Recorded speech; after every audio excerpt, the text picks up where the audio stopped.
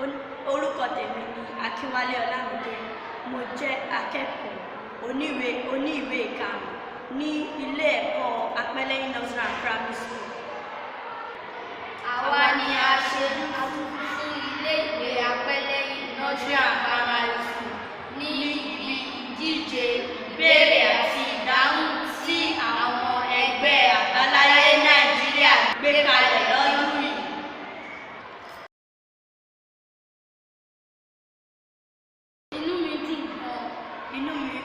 Inú tèmi náà dùn gan nígbà tó ní àwa la gbé ìpè kíní.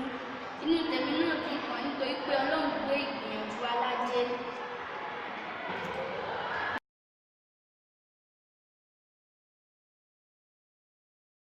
Bí báyìí la yẹ rí ìdíje yẹn sí. Ìbéèrè kan wà tí wọ́n bi wá tó yẹ pé báyìí ni ìbéèrè yẹn ṣe rí. Kí ni orúkọ ìyàwó Ìjàpá? Àwa ṣì nítorí pé wọn kọ́ wa rí, ṣùgbọ́n a ti mọ̀ ọ́n sí nítorí orúkọ ìyàwó Ìjàpá ni wọ́n níbo. Ìbéèrè kejì sí mi náà mo béèrè ìṣirò ní èdè Yorùbá nítorí pé a kì í ṣe ní ilé ẹ̀kọ́ wa, mo sì ti mọ̀ nísìnyí. Kí àwọn òbí wa máa kọ́ wa ní èdè Yorùbá nílé.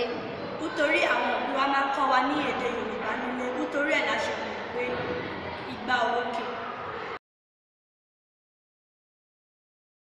Ìmọ̀ràn tí a fẹ́ gba àwọn ilé ẹ̀kọ́ ni pé kọ́ ní olùkọ́ tó máa kọ́ wọn ní èdè Yorùbá dáradára.